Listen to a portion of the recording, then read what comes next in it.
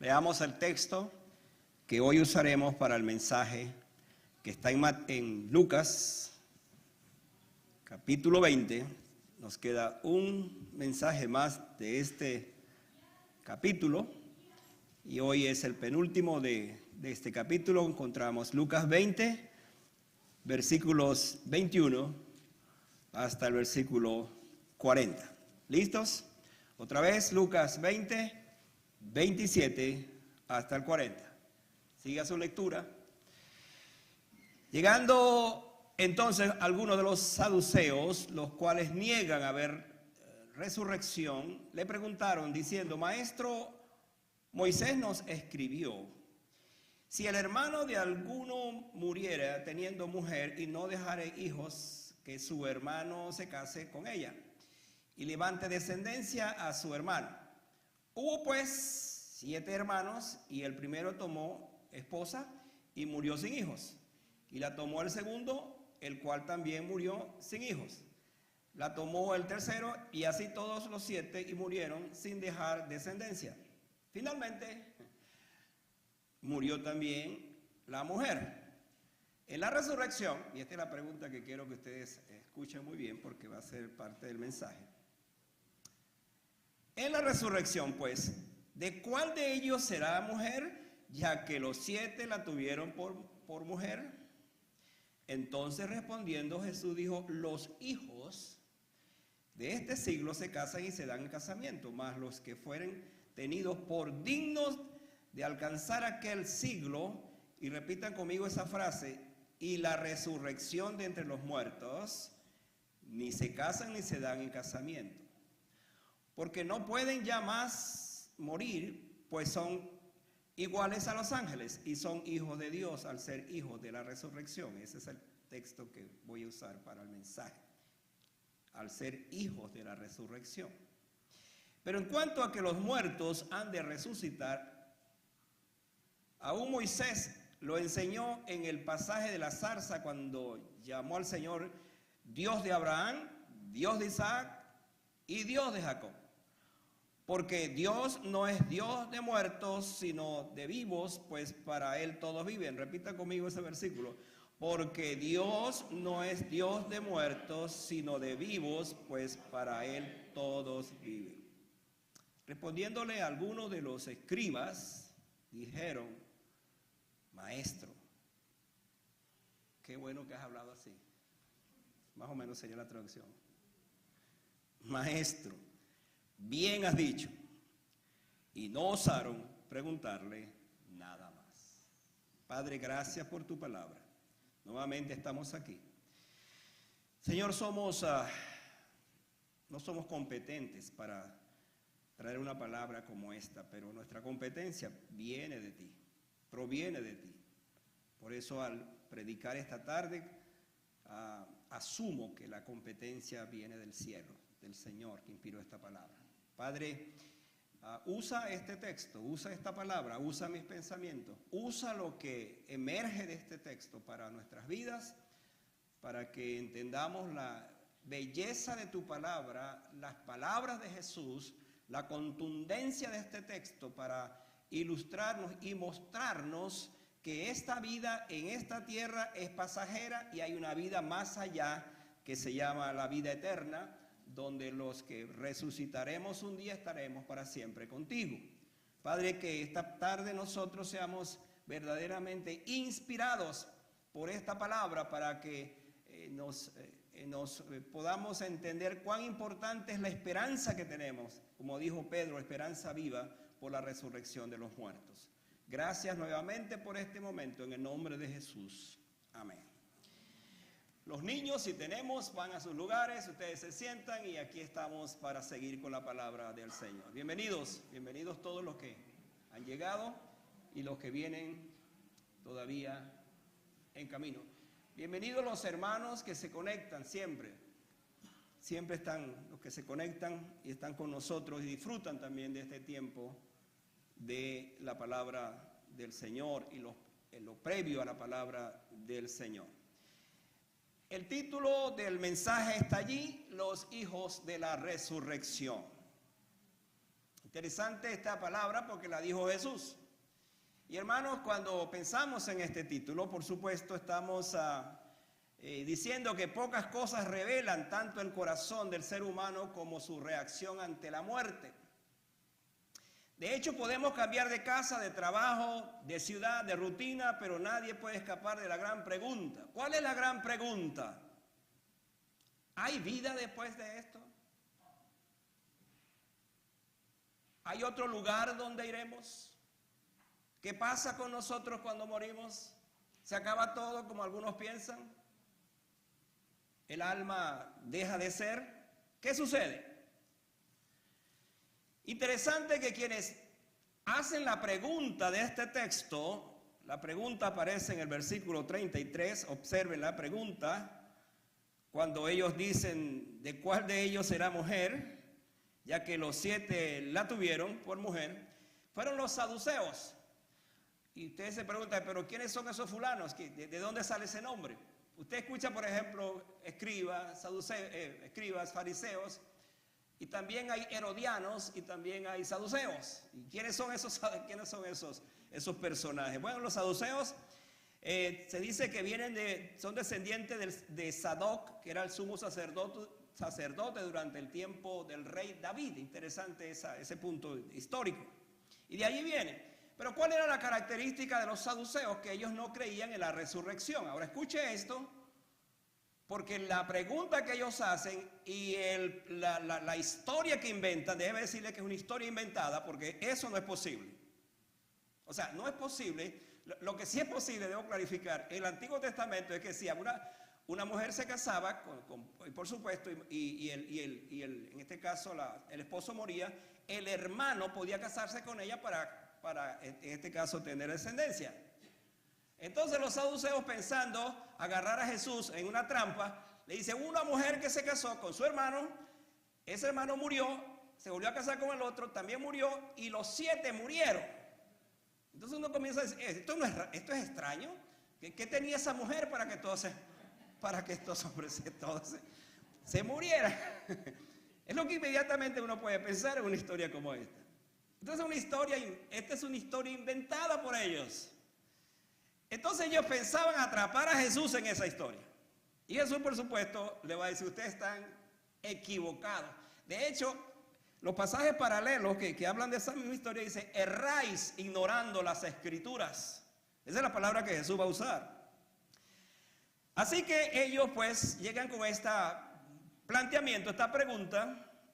Pero hermanos, lo que nos va a llamar la atención es que Jesús les sigue el juego a ellos para entonces demostrarle a estos connotados, diríamos maestros, porque se la daban pues de ser mejores incluso que los fariseos, y ellos tenían sus pugnas porque mientras los fariseos creían en la resurrección, ellos no creían en eso, ellos tampoco creían en los ángeles y en los espíritus, pero los fariseos creían. Entonces, frente a esto, Jesús va a dar una respuesta, hermanos, que verdaderamente nos habla a nosotros desde el punto de vista de una de las doctrinas más grandes que contiene la iglesia del Señor y la palabra del Señor, por supuesto, que es la resurrección. Por eso, en este pasaje encontramos que Jesús va a hablar de los hijos de la resurrección, para referirse entonces a que cuando en efecto nosotros morimos, dejamos esta vida, vamos a estar en esa otra vida,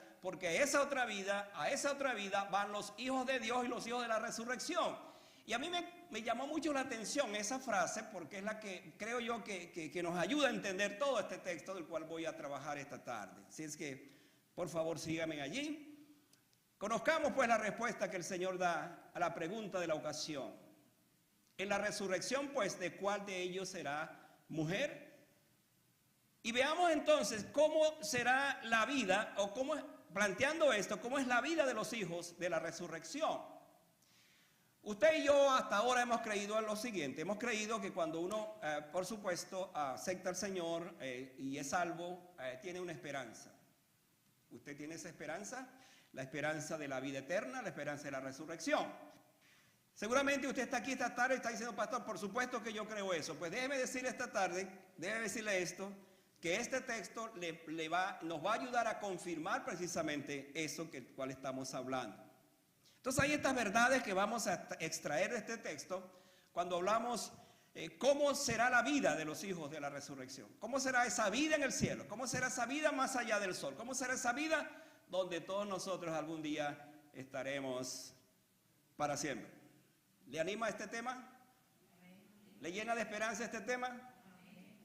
Pues siéntase allí y reciba lo que el Señor nos tiene preparado para esta tarde. Por un lado tenemos, al hablar de quiénes son, qué hacen, cómo viven, cómo actúan los hijos de la resurrección, la primera verdad que surge de este texto es que ellos se distinguen de los incrédulos. Porque el texto comienza diciendo, hablando de los saduceos, llegando entonces algunos de los saduceos, los cuales niegan haber resurrección. Entonces aquí se pone en contraparte lo que vamos a estar hablando. Los saduceos se acercaron a Jesús cargados no de fe, sino de incredulidad. No se acercaron a Él para buscar una respuesta que ellos creían que era cierta, sino para comprobar algo que no creían. De esa manera pues actúan.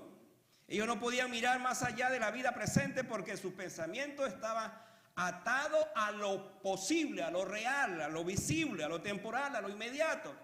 Por lo tanto, su pregunta estaba sujeta, estaba condicionada a lo de aquí, a lo de la tierra. Y ellos, como pensaban de esa manera, entonces pensaban que el cielo también iba a ser así. Esa era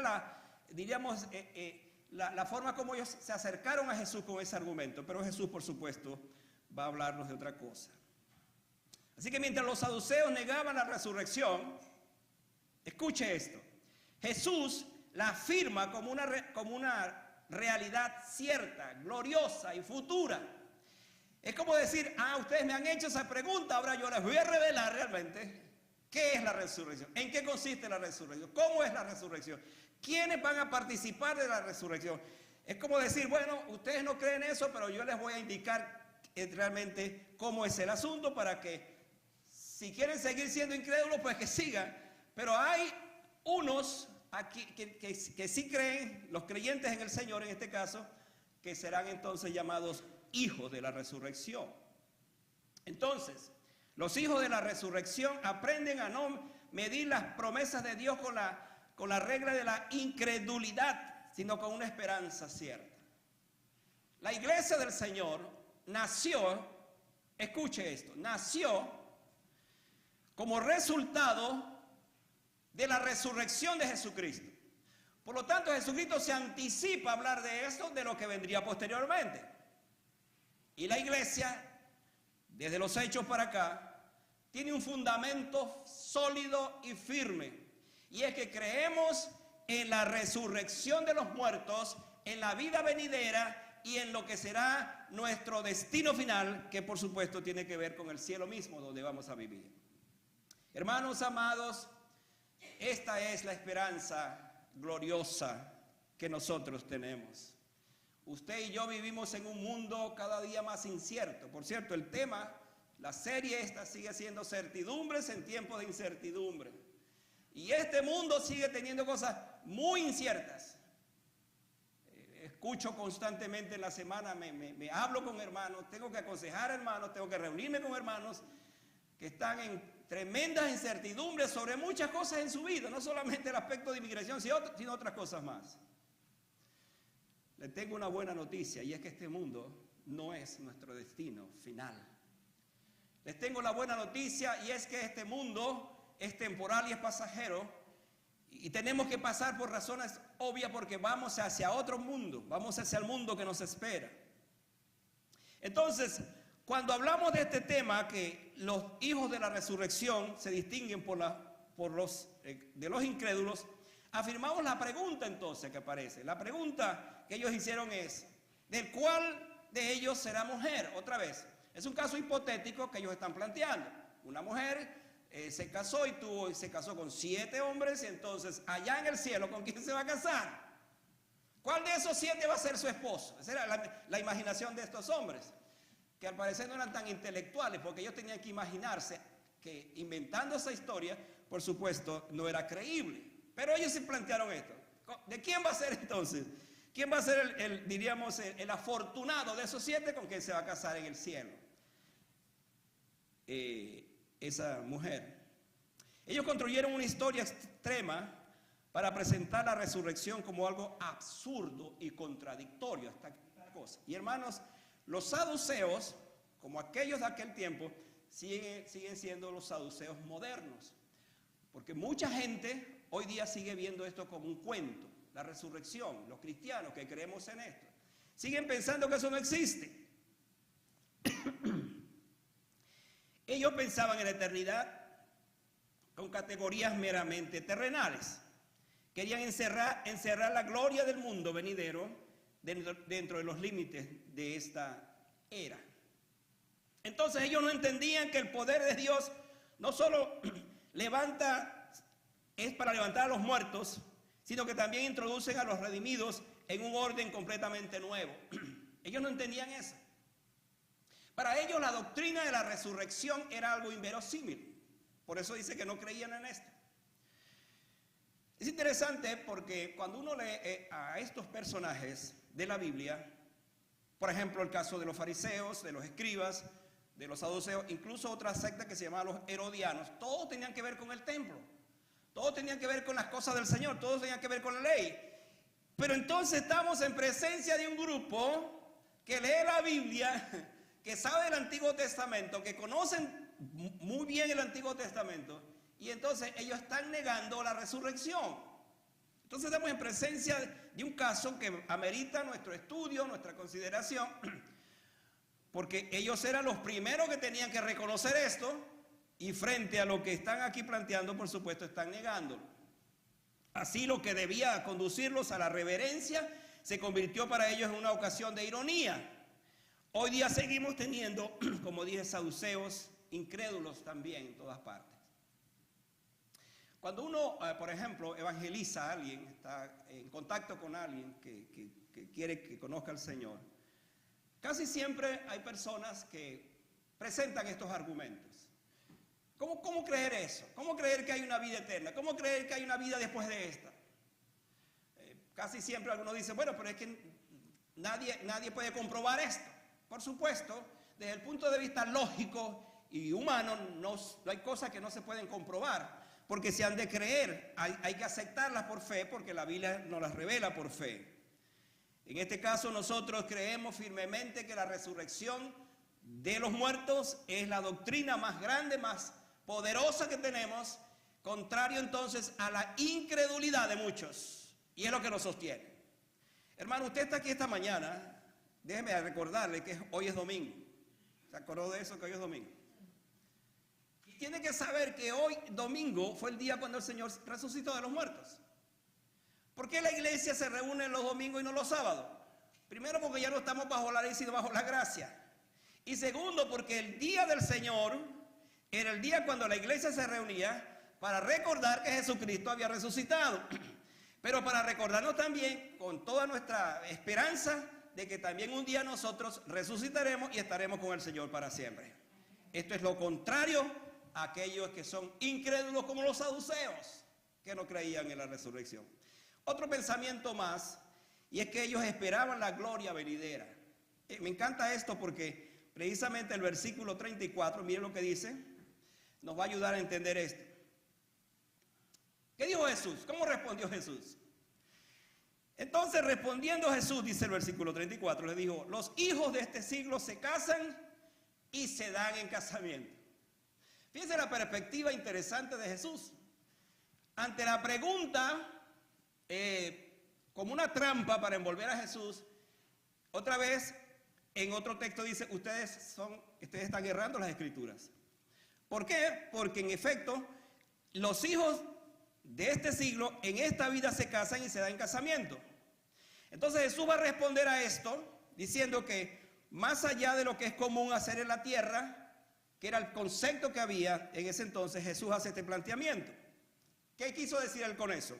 El matrimonio pertenece a este siglo, a esta vida, donde la humanidad vive bajo condiciones temporales, marcadas por la fragilidad, la sujeción de generaciones y la realidad de la muerte. Es un matrimonio, tiene su tiempo. Para los que estamos casados, sabemos que hay un tiempo de matrimonio. Porque la sentencia cuando nos casó el pastor dice hasta que la muerte los separe. Hasta allí llega el asunto. Y no hasta que la otra o hasta que el otro los separe, hasta que la muerte los separe. Que es muy distinto a ese otro asunto. Pero me llama la atención que Jesús da por sentado la importancia que tiene el matrimonio, pero acá en la tierra. Que eso es temporal. Con esto entonces Cristo está enseñando que las estructuras más valiosas de la vida terrenal no son eternas en sí mismas, sino señales pasajeras. En este sentido, lo que está diciendo es que muchas veces vivimos como si las experiencias, vínculos y logros de esta vida fueran lo definitivo, cuando en realidad son provisionales. No sé con quién hablaba, anoche estaba con mi esposa visitando una familia y estábamos hablando de las edades, de los matrimonios. Y estábamos hablando de un caso de alguien que vivió casado 80 años. 80 años de casado. Se supone que habían pasado los dos los 100 años. 80 años. Alguien dirá, oye, pero eso es demasiado, aguanten 80 años. Pero hermanos, estamos hablando de casos, por supuesto, no son tan comunes. Déjeme decirle que el próximo martes 2, mi esposa y yo vamos a cumplir 47 años de casados. O sea que sí se puede, ¿no?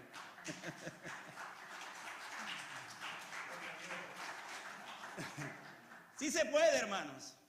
Sí se puede. Entonces, hablando en estos términos, ellos, los saduceos, tenían el concepto el concepto eterno bajo el concepto temporal. Jesús nos llama a discernir que este siglo no es la consumación, me encanta esto, sino el escenario donde nos preparamos para aquel siglo. Fíjense que él dice precisamente eso. Él habla de esa frase. Dice, este siglo y aquel siglo. Como poniendo de una vez la diferencia entre lo que es vivir acá y vivir allá. En otras palabras, la vida de acá no puede ser comparada a la vida de allá. Es lo que nos está diciendo aquí en este texto. Jesús entonces establece esto. Al final nuestra ciudadanía, me encanta decir esto, al final nuestra ciudadanía está en los cielos. Y nuestro corazón debe aprender a anhelar la vida venidera. Así que, hermanos, vivamos oliendo al cielo más que oliendo a la tierra. A veces olemos demasiado a la tierra que no olemos al cielo. Nuestros estilos de vida muchas veces distan mucho de un verdadero hijo de Dios. Por eso esta palabra nos exhorta, nos anima a que pensemos que esta vida sigue siendo pasajera. En esta vida nos casamos, pero ya después no nos casamos. Porque en el cielo, y lo vamos a ver aquí precisamente, que ni se casarán ni se darán en casamiento. Mira lo que dice el versículo 35. Mas los que fueren tenidos por dignos, esta frase subraya el hermano, por dignos de alcanzar aquel siglo y la resurrección entre los muertos, ni se casan ni se dan en casamiento. Esa frase, repito, nos hace pensar que Dios espera de nosotros que seamos dignos de esa vida, de ese lugar y de ese tiempo, de esa resurrección. Y es aquí donde entonces luchamos nosotros, en nuestras debilidades, nuestras inclinaciones, nuestros estilos de vida, y a veces decimos, Señor, la verdad es que yo no soy digno de esto. Y el diablo nos ataca muchas veces por la forma de comportarnos, la forma de vivir, nos dice, pero tú no eres digno de esto. Yo quiero repetir lo que siempre digo, ninguno es digno de esto, pero nuestra dignidad no proviene por nosotros mismos, sino por la dignidad de nuestro Señor Jesucristo. Por lo que Él ya hizo por nosotros. Esa dignidad proviene de Él y por eso somos dignos en ese sentido. Los redimidos no entrarán en una prolongación mejorada de esta vida. Ese era el concepto que ellos tenían, los saduceos. Sino en una existencia completamente transformada por el poder de Dios. Gracias a Dios que esa vida será distinta a esta. ¿Usted se imagina vivir en el cielo con los mismos achaques de esta vida, las mismas enfermedades, los mismos problemas? Esa no es vida, hermano. La buena noticia es que en esa vida, ni usted y yo tendremos semejantes cosas. ¿Cuántas pastillas se toma usted al día para más o menos mantenerse al día? ¿Cuántas medicinas tiene que tomar para levantarse?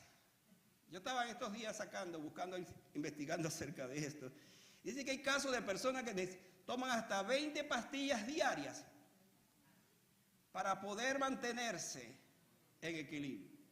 Yo, gracias Señor, porque en el cielo no tomaremos pastillas ni medicinas, porque la Biblia me sentencia que tendremos un cuerpo nuevo. Los que alcancen aquel siglo, dice, vivirán en una condición donde nada se deteriora. Escuche esto, aquellos hermanos que tienen problemas de verse con sus cuerpos que se van deteriorando, las arrugas les salen por un lado, el pelo se le va cayendo y toda esa cosa, y que allá pues nada se pierde y nada termina, porque es vida eterna, es la vida con el Señor, es esa vida en su presencia. Hermano, yo espero y usted espera tener ese cuerpo que ya no estará sujeto a este padecimiento, a esta vida, porque eso es parte. Lo que vivimos aquí es parte del pecado mismo, las consecuencias del pecado, porque cuando Eva y Adán pecaron, la sentencia era: el día que de él comieres ciertamente morirás. Y el hombre, al hacer esto, o la primera pareja al hacer eso, sentenció su propia vida. Desde entonces el pecado y todo lo que sabemos ha creado esta situación. Esto significa que la resurrección no es un regreso, escuche esto, a las mismas limitaciones, cargadas, llenas de dolores. Es la entrada a una vida nueva. Allí no habrá deterioro, ni separación, ni angustia, ni muerte. Hermano, bendita sea esa vida. Consuélese al saber que usted y yo tendremos esa vida. Que no viviremos para siempre en este cascarón, como se denomina, en este cuerpo sujeto a padecimiento. Usted tendrá esa vida nueva. Si esta es la herencia de los hijos de Dios, entonces, pensando en esto, vivamos pensando que esto es temporal, que hay una vida nueva. En estos días pensaba yo en los colegas, amigos, que durante la pandemia se fueron tan rápido. Y estaba justamente ayer revisando ahí en mi biblioteca algunas cosas escritas. Y yo de momento en mi mente todavía estoy pensando en 1, 2, 3 personas. Oye, yo tengo tiempo que no me estoy en contacto con esa persona. Y entonces digo, pero es que ya no está aquí. Ya se fue. Qué rápido se fue. Y hermano, nos recuerda esto, que en efecto esta vida es temporal. Esta vida es pasajera. Tiene que haber una vida nueva. Por eso esto me lleva a mi tercer pensamiento. ¿Quiénes son los hijos de la resurrección? Ellos pertenecen a Dios como hijos. Esta frase me encanta. Mira lo que dice el versículo 36. Porque no pueden ya más morir, pues son iguales a los ángeles y son hijos de Dios. Y aquí viene la frase: al ser hijos de la resurrección. Gloria a Dios por esto. Con esta declaración Jesús revela la identidad gloriosa de los redimidos en el estado eterno. Ya no morirán, sin tener que morir. Pero aquí viene la otra cosa: siendo iguales a los ángeles. Ayer en el instituto duramos toda la clase hablando de los ángeles. Qué tremendo banquete nos dimos ayer estudiando este tema en el instituto. Y una cosa que nosotros, al comparar nuestra vida con los ángeles, la buena noticia dice que es que seremos como los ángeles. Ahora, por favor, no estamos diciendo que tendremos la naturaleza de los ángeles, no es esa la idea. Los ángeles son los ángeles y los seres humanos somos los seres humanos. ¿Qué cuerpo vamos a tener en el cielo? ¿El cuerpo de los ángeles o el cuerpo humano? Por supuesto, el cuerpo humano, pero glorificado. Hay algo maravilloso en esto, hermano, y esa es la cosa que enseñamos ayer. Los ángeles fueron creados de una sola vez. De una sola vez. En el cielo no hay ángeles y ángelas. Hay ángeles, varones, masculinos, porque fueron creados de una sola vez.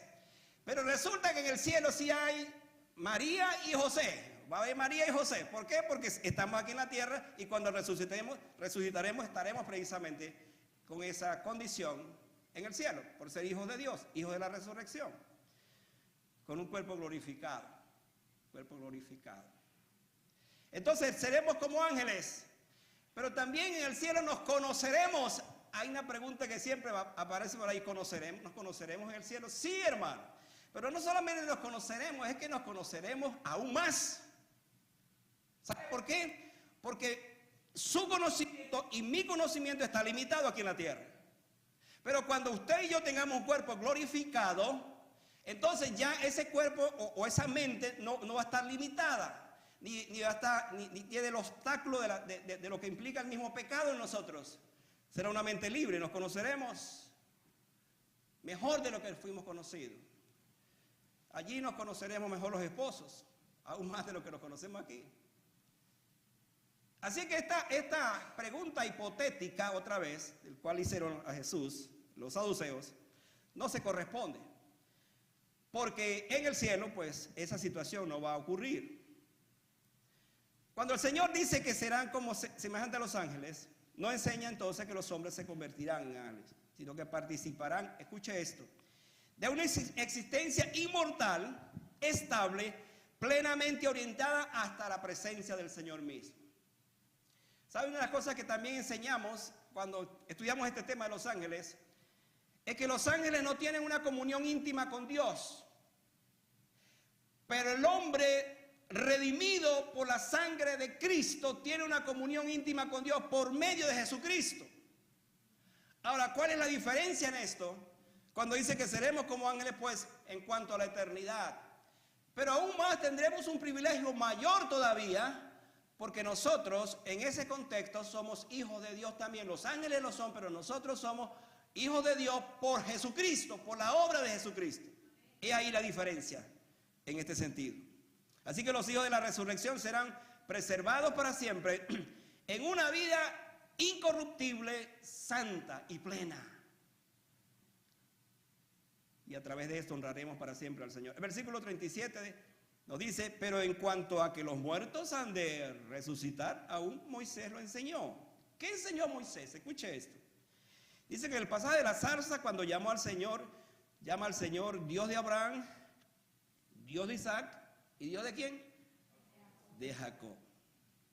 Jesús fortalece ahora esta verdad apelando a la autoridad misma de la Escritura. Los saduceos sabían de ese texto. Por eso dice: ignoráis las Escrituras. Y es interesante esto porque si el Señor se presenta como el Dios de Abraham, de Isaac, de Jacob, aún después de su muerte, entonces queda claro que su relación con sus siervos no fue anulada cuando ellos murieron. A mí me encanta pensar en esto porque en efecto Abraham murió, Jacob murió, Isaac murió, o Isaac y Jacob murieron. Pero para Dios, escuche esto, para Dios ellos no murieron. Me está siguiendo, como dice, me está entendiendo. Para Dios no murieron, porque cuando Él dice que Él es el Dios, dice el texto que enseñó Moisés, que Él es el Dios de Abraham, el Dios de Isaac y el Dios de Jacob, está diciendo Él es el Dios de ellos, porque ellos no han muerto. La tumba no acaba con eso, no acaba con nosotros, no acaba con el Hijo de Dios. En todo caso, la tumba es el medio por el cual un día resucitaremos y estaremos con el Señor para siempre. Es la única razón de la tumba. Entonces, si el Señor se presenta como el Dios de Abraham, de Isaac, de Jacob, aún después de su muerte, entonces queda claro que su relación con sus siervos no fue anulada al momento de morir. La buena noticia es esta: la muerte física no cancela la comunión con Dios ni destruye sus promesas. A mí me encanta pensar en esto porque, sobre todo este pasaje, porque Dios le dio una promesa a Abraham: en ti serán benditas todas las naciones de la tierra. Y hermano, esa promesa se la dio y sigue hasta el día de hoy. ¿Sabe por qué estoy enfatizando esto? Porque uno más adelante se encuentra con una historia extraordinaria como la historia del rico y Lázaro, o la parábola, aunque yo creo que es una historia definitivamente, porque hay nombres. Y uno de los nombres que aparece allí es el de Abraham. Cuando el rico murió fue al Hades, o al infierno, que será el equivalente que viene posteriormente. Pero cuando Lázaro murió fue al seno de Abraham. Y allí entonces hay un diálogo que es sorprendente porque es un diálogo entre ese lugar y el otro lugar. Porque cuando el rico ve, dice, en el seno de Abraham, ve a Abraham, comienza a hablar con él. Entonces, ¿por qué traigo a colación esto? Porque dice el texto que Dios es Dios de vivos y no de muertos, es Dios de Abraham. Y Abraham en este momento está en el seno, por eso se llama seno de Abraham, que es un equivalente al cielo. Es real. ¿O acaso cuando de repente apareció Moisés y también Elías allí en el monte de la transfiguración, ¿no fue eso? ¿No habían muerto ellos? No, no habían muerto. Están con Dios, están con el Señor, porque esa es la certeza que tenemos por esta palabra. Mis amados hermanos, amada iglesia, Dios es el Dios de los vivos, no de los muertos. Mire, esto es tan importante que nosotros lo recordemos, porque aun cuando hablamos de la muerte que ha de ocurrir, en cualquier momento ocurre, para Dios no existe la muerte. ¿Sabe por qué? Porque cuando Cristo murió, venció a la muerte. Y dijo, ¿dónde está, oh muerte, tu aguijón? ¿Dónde, oh sepulcro, tu victoria? Absorbida es la muerte en victoria. No hay para el creyente tal cosa como una muerte en el sentido de que se acabó todo. La muerte, como alguien dijo, es la antesala en el cual nos vestimos de la eternidad. Así es la definición. Y mi último pensamiento, hermano, muy rápido, es que ellos, los hijos de la resurrección, descansan precisamente en ese Dios de los vivos. ¿Qué dice el versículo? Porque nuestro Dios no es Dios de muertos, otra vez, sino Dios de vivos. La zarza ardía, ¿y qué pasaba con esa zarza? No se consumía. Entonces Moisés dijo, iré a ver, pero ¿qué causa esa zarza? No se quema, no se consume. Y en efecto, no se consumió. ¿Sabe que aquí hay una simbología que quiero explicarla para que usted me siga en esto? Quiero explicarla. Con esta declaración Jesús lleva la doctrina de la resurrección hasta su fundamento más profundo, el carácter mismo de Dios. El hecho de que la zarza no se consumiera totalmente era una evidencia clara de que Dios es el Dios de vivos y no de muertos. La zarza no se consumió, ardió y ardió, no se consumió. Porque es que además Dios entonces utilizó la zarza para manifestarse lo que se conoce como una teofanía, una cristofanía, porque ahí está el ángel del Señor que le llama entonces y le dice a Moisés, quita los calzados de tu pie porque la tierra que estás pisando es tierra santa, y lo llama y la zarza no se consume y le está diciendo porque yo soy el Dios de Abraham, Dios de Isaac y Dios de Jacob, no soy el Dios de muertos sino de vivos. El Señor no conserva apenas un recuerdo de sus hijos, los guarda para sí, los sostiene en su fidelidad. Yo soy el Dios de Abraham, el Dios de Isaac, el Dios de Jacob, el Dios de María, el Dios de Pedro, el Dios de todos los creyentes, Dios de vivos. Esta certeza nos ayuda a vivir confiados. Y si bien podemos enfrentar alguna pérdida, enfermedad o temor, la promesa de conocer al Dios de los vivos nos ayuda a seguir adelante sabiendo que en Cristo la muerte no tiene la última palabra. Cuando crucificaron a Jesús, los que estaban allí seguramente dijeron triunfamos, por fin, ya se acabó el Galileo, el Jesús de Nazaret ya no existe, ya se murió. Y hermano, lo que ellos no sabían era que el tercer día aquella tumba, aquella piedra que pesaba tanto, simplemente fue rota y allí salió el Cristo glorificado para vivir para siempre. Hoy tenemos la certeza, la convicción y la seguridad que precisamente por la resurrección de Jesucristo nosotros también tenemos la esperanza eterna. Ahora este pasaje termina con algo interesantísimo. Mire lo que dice el versículo 39, o quizás el versículo ya final. Mire lo que dice. 39, respondiendo, algunos de los escribas dijeron, maestro, bien has dicho. Imagínense la escena. Los saduceos vinieron con aquella prepotencia arrogante, ellos eran aristócratas, ellos eran de la alta clase de la vida, muy rica, eran muy ricos, y vienen ante Jesús con semejante trampa para ver si Jesús caía. Y Jesús le da esta respuesta, y ahí están los escribas, el otro grupo parecido a ellos, pero no en cuanto a esto, porque ellos sí creían en la resurrección. Y seguramente comenzaron a aplaudir: Señor, qué bueno que los pusiste en su lugar. Qué bueno que le dijiste las cosas que tienes que saberlas. Y este pasaje no podía terminar mejor, porque Lucas cierra esta escena mostrando el triunfo, escuche, el triunfo silencioso de la verdad. El triunfo silencioso de la verdad. ¿Por qué? Porque mientras ellos vinieron con semejante pensamiento, semejante historia inventada, aquí está respondiendo el Señor. Bien pudiera entonces uno imaginarse esa escena, cómo actuaron ellos en ese momento. El error quedó expuesto, la burla es desarmada y la incredulidad pierde su voz ante la claridad de la Escritura, bien interpretada por el Señor.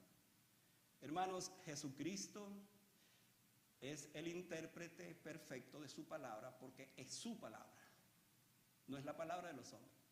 Y él sabía lo que sí quería decir esa palabra desde el principio, y la pone de manifiesto.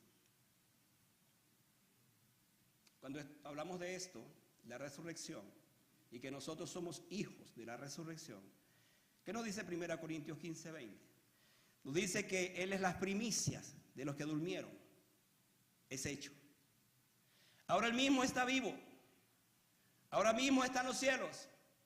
Ahora mismo tiene un cuerpo glorificado, aguardando el día para venir y tomar a sus hijos de los cuatro vientos, dice la Escritura, y resucitarlos para llevárselos y estar para siempre con Él en ese estado glorioso. Eso es lo que nos enseña este pasaje, lo que nos muestra este pasaje. Así que frente a esta realidad de quiénes somos los cristianos, quiénes somos los hijos de Dios, Jesús nos ha dado una enseñanza tan extraordinaria, se las dio a los saduceos y a nosotros también para que entendamos precisamente esto. Los hijos de Dios se distinguen de los incrédulos, porque no miden las promesas de Dios con la lógica de este siglo. Ellos esperan la gloria venidera, porque la resurrección no es una prolongación de la vida, sino la entrada a una existencia nueva. Ellos pertenecen a Dios como hijos de la resurrección, porque han sido apartados para una vida que la muerte no puede destruir. Y ellos descansan en el Dios de los vivos, porque la esperanza del creyente no reposa en ideas humanas, sino en la fidelidad de nuestro Dios. Ahí está la diferencia.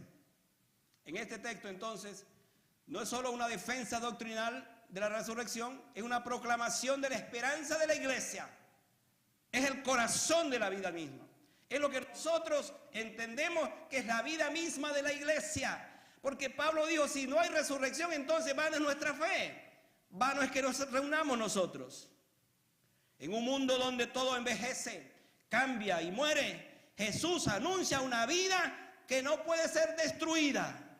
Y esa esperanza tiene nombre, y el nombre se llama Jesucristo. La tumba no es el destino final del creyente. Es apenas la antesala, como dije, de la gloria venidera, donde nos vestiremos de eternidad. Las preguntas obvias de este pasaje son estas: ¿estamos viviendo como hijos de este siglo o como hijos de la resurrección? ¿Nuestra mente está atrapada en lo visible o afirmamos la palabra de Dios? El que pertenece a Cristo no solo espera la resurrección, comienza a vivir como un hijo de la resurrección. Su vida aquí es la preparación para la vida que nos espera. ¿Sabe por qué digo esto? Porque Pablo dijo estas palabras: es necesario que esto corruptible se vista de incorrupción, y esto mortal se vista de inmortalidad. Y cuando esto corruptible se haya vestido de incorrupción, y esto mortal se haya vestido de inmortalidad, entonces, qué lindo esto, se cumplirá la palabra que está escrita: sorbida es la muerte en victoria. Amén. Usted y yo somos hijos de la resurrección. Vivamos como dignos representantes de esa patria que nos espera. Cada vez que nos movamos en nuestro diario andar, acordémonos, yo soy un hijo de la resurrección. No puedo darme el lujo de fallar a esa vida que tenemos, esa vida que me espera. Y mientras esa vida llega, la vida que en la tierra será una vida que debo vivirla para Él, no para el mundo. Las cosas que tengo en esta vida, que son temporales, son instrumentos para vivir aquí. Pero hermanos, por favor, no nos acostumbremos tanto a esta vida, a oler más a la tierra. Comencemos y entendamos la importancia de oler más al cielo, donde un día iremos a vivir. Amén. Vamos a estar de pie para que oremos. Y damos gracias al Señor por este momento.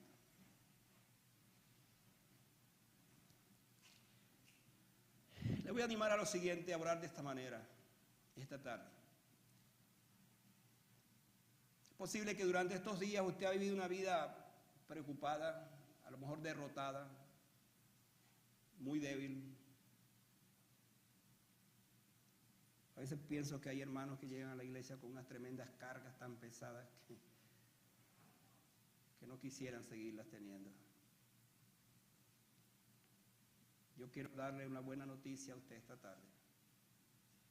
Y es que la vida que le espera será definitivamente mejor que esta. Y eso debemos motivarnos a vivir esa vida. Hay preocupaciones terrenales.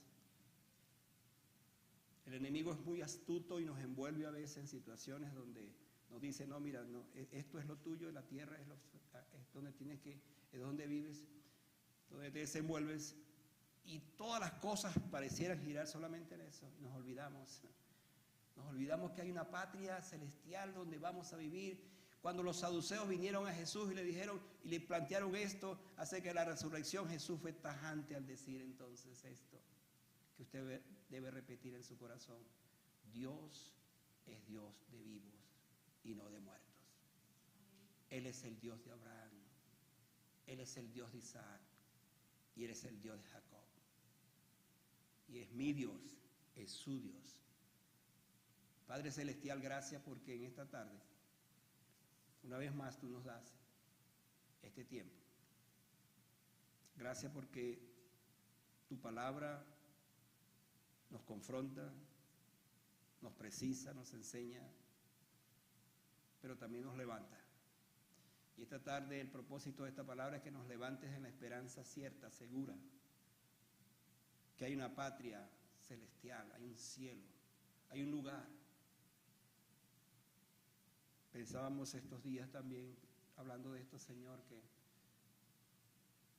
ese lugar tiene que ser tan grande, tan especial, tan poderoso, que si aquí hay cosas hermosas en esta tierra, producto de tu creación, ¿cómo será la nueva Jerusalén? ¿Cómo será el cielo que nos tienes prometido, donde vamos a vivir? Padre, ayúdanos a vivir entonces con esa esperanza y dejemos las preocupaciones de la tierra y pensemos que esa vida que nos espera es una vida victoriosa. Gracias por este tiempo y gracias por este mensaje, en el nombre de Jesús.